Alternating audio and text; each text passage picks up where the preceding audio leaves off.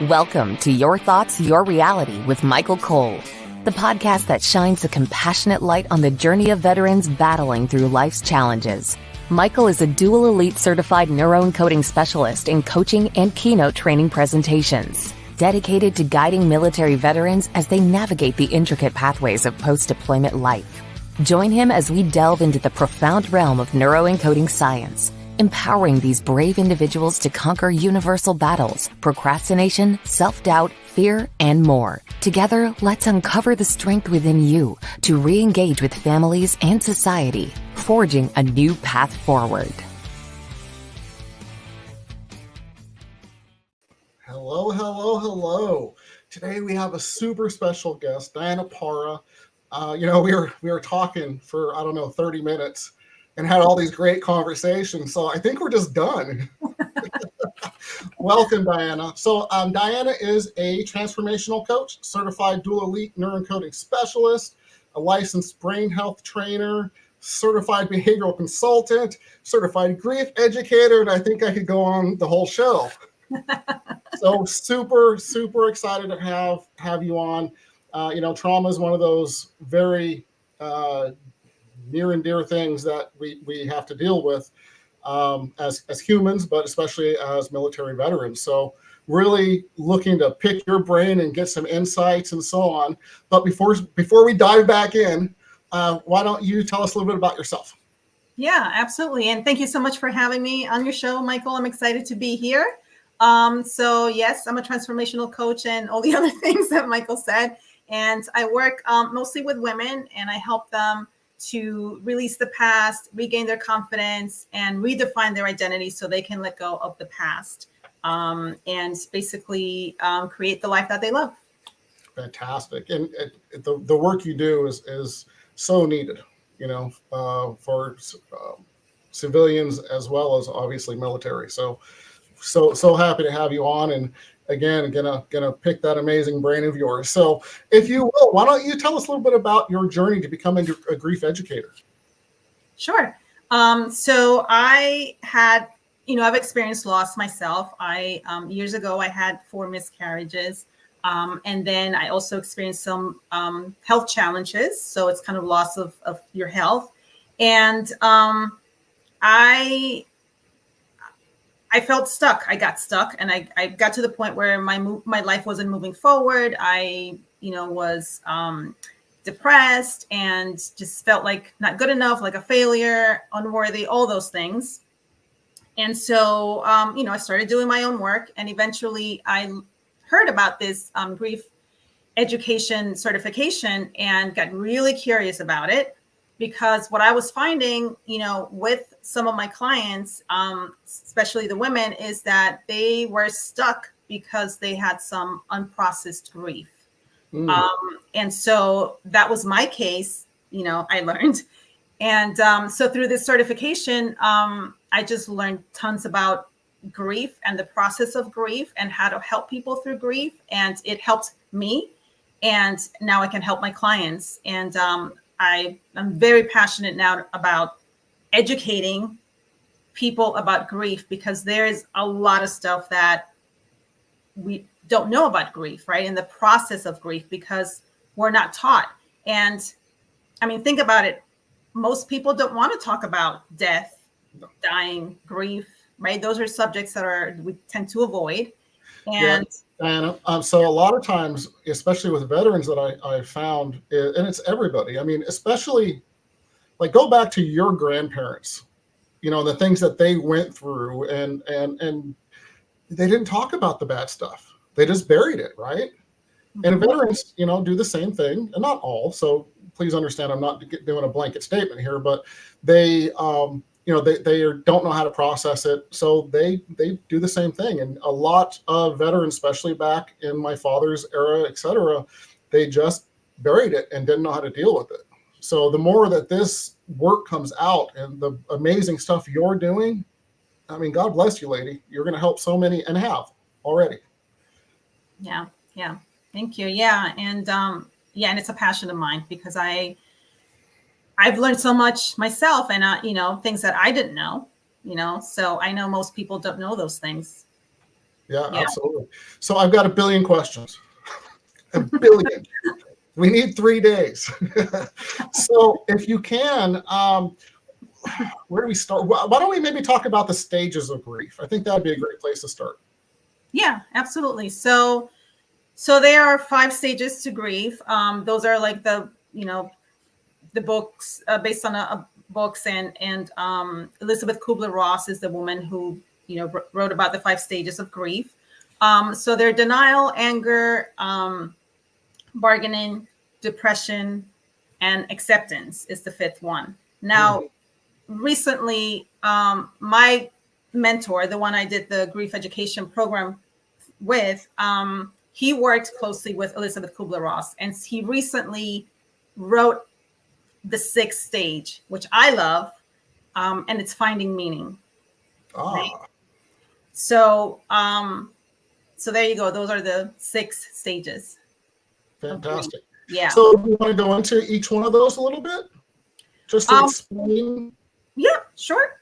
So denial is, just what that is. It's kind of like, that feeling you can't believe it happened. You can't believe the person is gone. You can't believe that, whatever the thing is, the loss happened, right?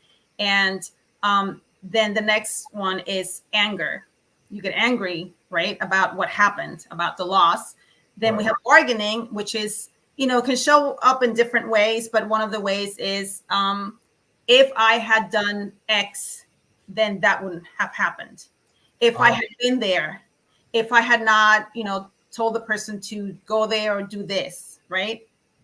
And then there's depression, and then the 5th one is acceptance, which is where you accept what has happened. And then finding meaning is my favorite one, because it's really about finding meaning for yourself, right? For what, not necessarily like what does the loss mean necessarily, but more like what meaning can I find in this? For example, one of the things, I'll give you a personal example. When I lost my dad, he passed away. One of the things for me, finding meaning is when I think about him, I think about all the good things that he taught me, all the stuff that I learned from him, right? So that's the meaning for me, right? For someone else, it might be that they go and they start a nonprofit to help a certain population. That could be their meaning. For some people, it might be something as, simple as like planting a tree in their name. So it depends on, whatever meaning you want to give it. I love that. Yeah. And the other thing I have to say about the stages of grief, and this is a misconception, and sometimes people think that they're linear, like you go from one to the next, to the next, to the next, finally acceptance, and you're done, and they're not. Some people don't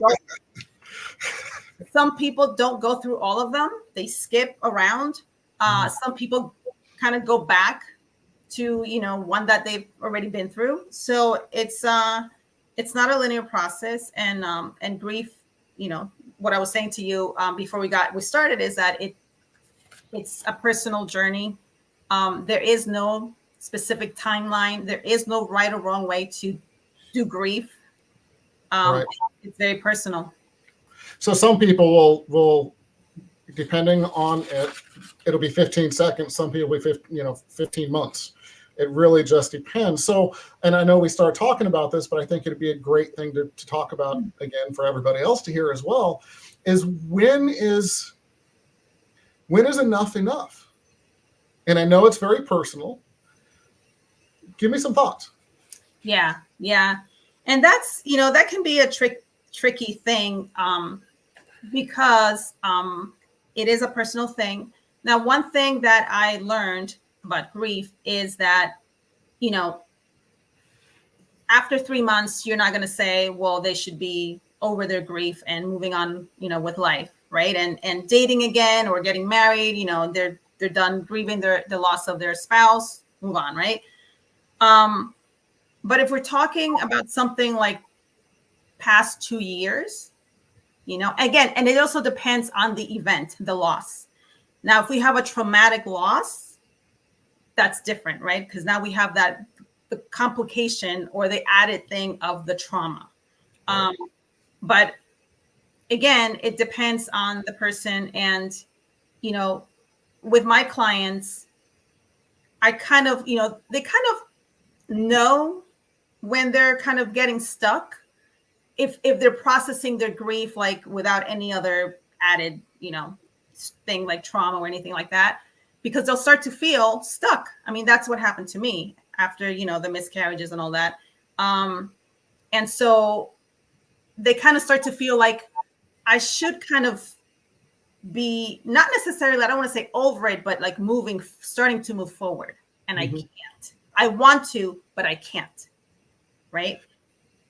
So when you're bringing up just great stuff. So, so when they get to that feeling and they feel like they're stuck, they're saying, I'm stuck. I want to move on. I need to move on. What are some things that you do to help them? So a lot of what I do with clients like that is education.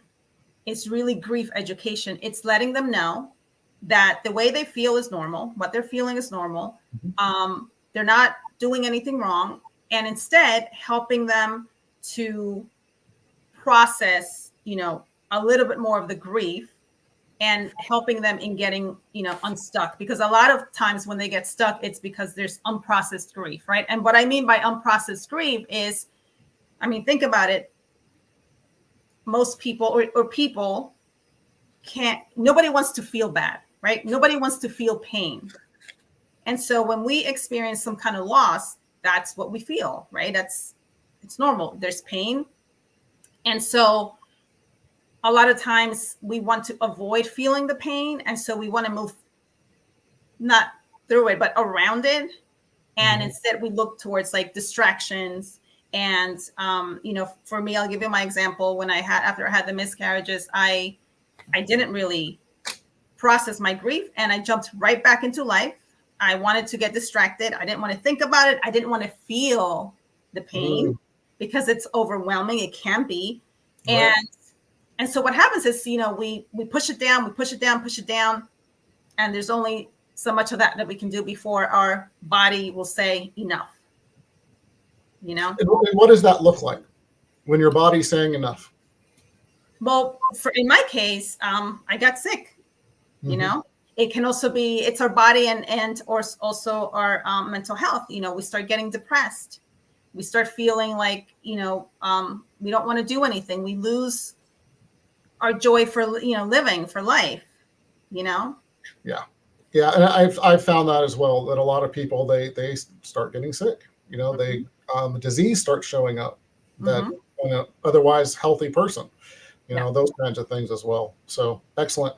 So have you noticed, and I'm just going here.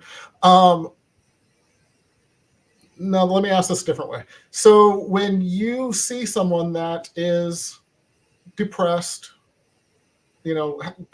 going through these things, how do you keep that from becoming their identity because they're getting attention from it? And so that attention makes them feel good. Does that make sense? Yes. And I have to say that, yes, so for some people that's the case, not for everyone, but for those that it is the case, it's basically, I ask this question that we all know and love is, what do you want? What do you want? It's the $1 million question. The $1 million question, yes. Yeah. And then I help them figure out and get clarity around what it is that they want, right? Because they might be, that feeling depressed and all of that might be meeting some of their needs, right? But then it's really about helping them to understand how they can have those needs met in a more productive, more healthy way. Right. So then do you start working on future pacing them and getting them excited about their future? Yep. Future pacing them, it's a question like, what do you want? And then we take it from there. And then, we start, vision casting and future pacing, like what's the vision for your life, right? What do you want your life to look like? And is what you're doing now going to serve you? Is that going to get you to there, Mm-hmm. And really it's about helping them get clear and redefine what it is that they, what they want, redefine their identity in that process. And that's obviously a process. Right. Yeah. So when you're dealing with somebody that has had, let's go, major trauma. Let's take a military type person that's been through something that they're having trouble forgiving themselves. Mm-hmm. Okay, so what I found is a lot of military veterans and people in general, actually, I found it more common than I expected, have trouble looking at themselves in the mirror. We call it the mirror exercise, and saying, I love you, Mm-hmm. where you feel it, right? Mm-hmm. Any thoughts on how to get them past that? And that's the thing, when there's trauma involved, it can get tricky, right? Mm-hmm. Because now we're also dealing with the trauma. And, for me, if I have let me just say this. I only work with a client that has trauma or is in the middle of trauma if they're also in therapy, because mm-hmm. the trauma has to be addressed by the therapy. I'm not an expert, trauma expert. That's not my field of expertise, but I can help them alongside their therapist to, they can work on, with the therapist, they can work on like the past, like what happened and all that stuff. And then I can help them start from where they are and move forward, into the future, right? Because that's more what coaching is, Absolutely. Going from the present to the future, and therapy is more about like talking about the past and how they got here to the present. So it's something that I would work in conjunction with the therapist and in helping them based on where they are in therapy and what they're ready for, helping them then start coming up with those goals, and that clarity about what it is that they want to build, what they want their life to be. And a lot of time, when there's trauma, it's like baby steps. It's little, we can't move them fast. Right. They have to go at their own pace. So it's kind of like, it might be something as simple as, going out in public by themselves, mm-hmm. For X amount of time, and then start building those increments, making it longer and longer. And things like that. Excellent.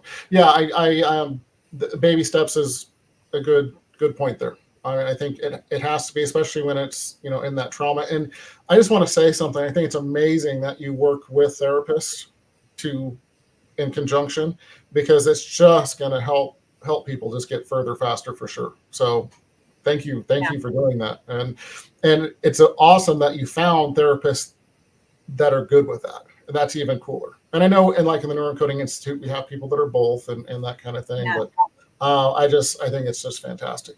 Yeah. And a lot of times it's, people will come to me for coaching. And then if, when I find out there's a lot of trauma there, or that it's still like unprocessed, and then I'll say to them, I will be more than happy to work with you, but you also need to be in therapy. And so that's mm-hmm. kind of like where then I started a relationship with their therapist, and then we work together. Yeah. Yeah. And I think that's absolutely necessary. Yeah. Absolutely necessary, because for all kinds of reasons. So let me ask you this. So I know there's, people that are going through life transitions or divorce or empty nesters. So divorce, I understand, and empty nesters, loss of a job. So all of these can be forms of trauma. I mean, if they're affected by it and they're not finding the positive in them, is that your take on it? Yeah, what I've learned about trauma is that, what I know about trauma is that if it's traumatic to you, then it's trauma, right? Because you and I might have the same experience, and it might be traumatic for you, but not for me. So we can't then say, well, it's not trauma, because, Diana's not experiencing it that way. So it really depends on, on the person's experience. And if it's traumatic for them, if it starts to impact their life in a certain way and they have the symptoms, of trauma and all that, then it's trauma. Yeah, absolutely. And it's the definition. I mean, the definition you give it, right? Each person is going to give it a different definition. And I think that's where that comes from, my opinion anyway. You have different people in the same household. One goes down the road of not going to school and drugs and alcohol and, the worst case scenario, kills himself or someone else. The other one becomes, a CEO of his own $1 billion company. So it's really comes down to that. So my opinion.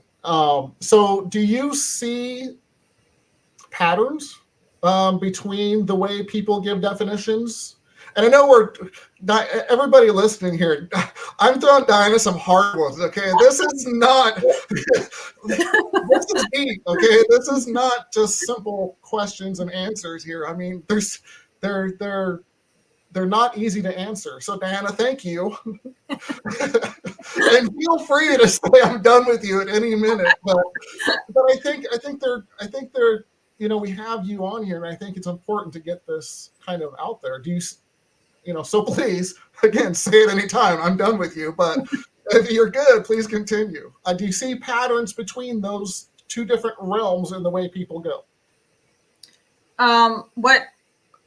Just clarify, like what two realms? So you see one person, they have a rough upbringing. Okay, I'm gonna go a little bit to my childhood for that matter. Okay, rough upbringing, alcoholic, veteran in the household,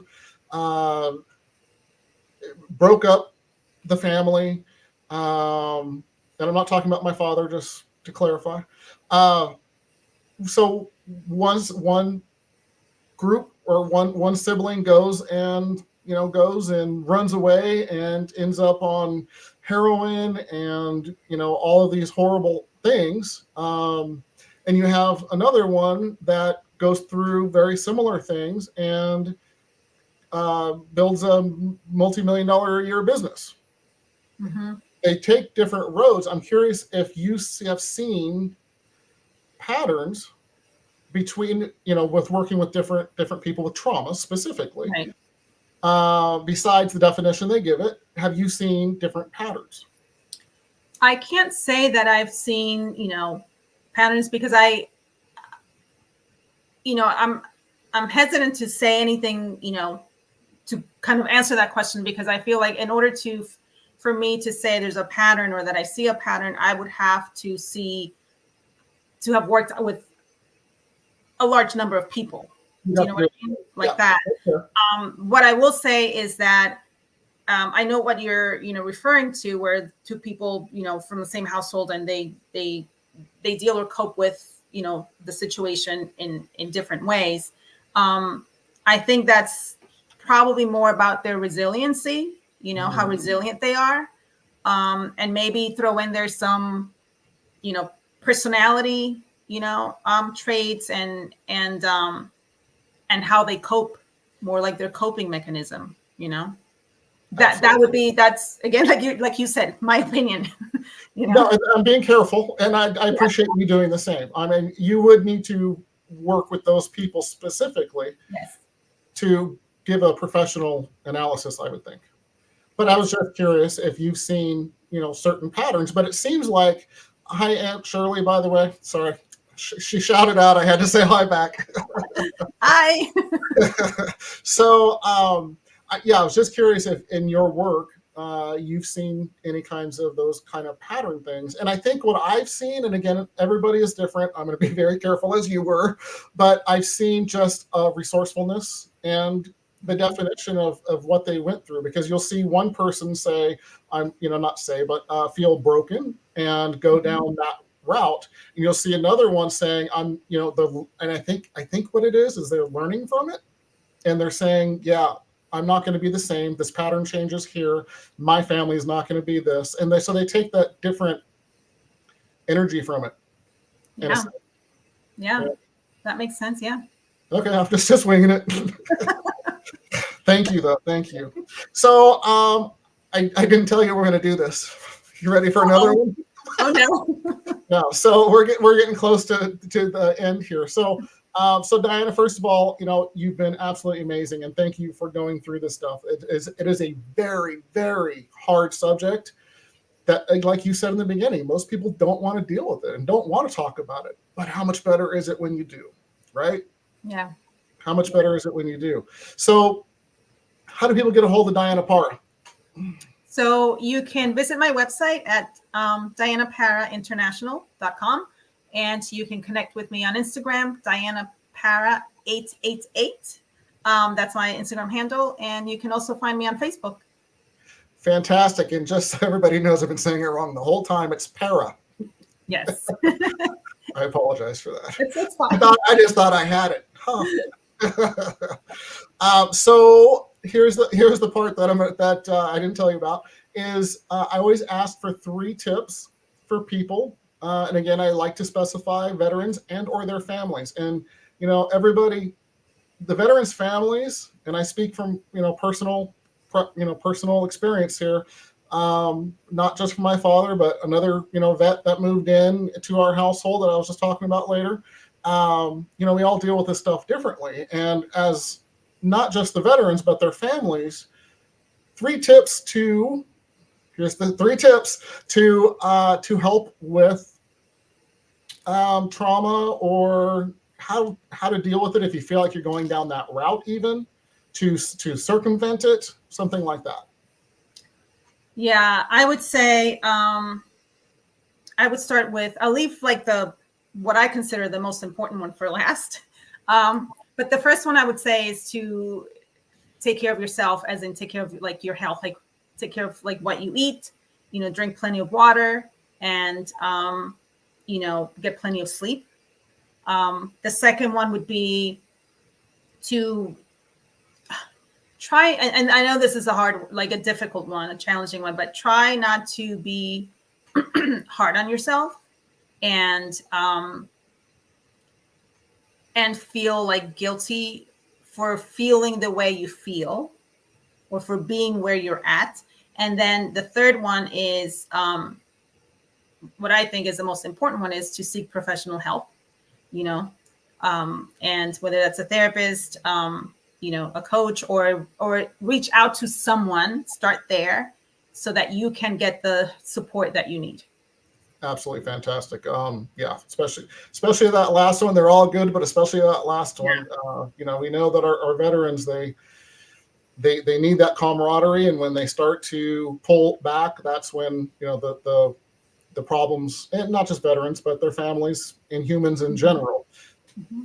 That's when you start running into the serious problems. So reach out, talk to somebody, talk to your dad, talk to your brother, your sister. I don't care, your neighbor, your dog. You might not get a lot of feedback, but talk to somebody, get it out. So thank you so much. This has been absolutely fantastic. So I'd love to have you back on. I think we're just barely scratching the surface. So if you're up for that, I would love to do that. Absolutely. So everybody, again, Diana Parra.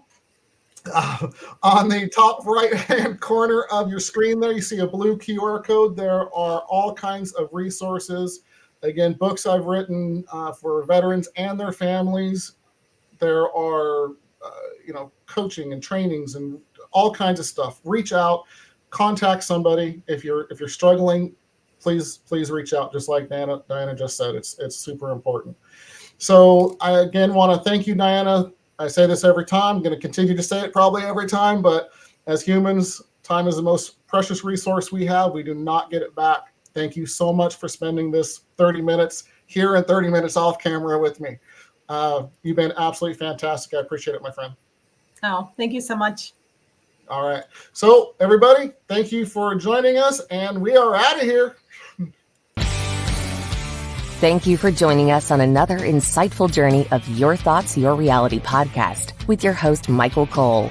We hope the conversation sparked some thoughts that resonate with you.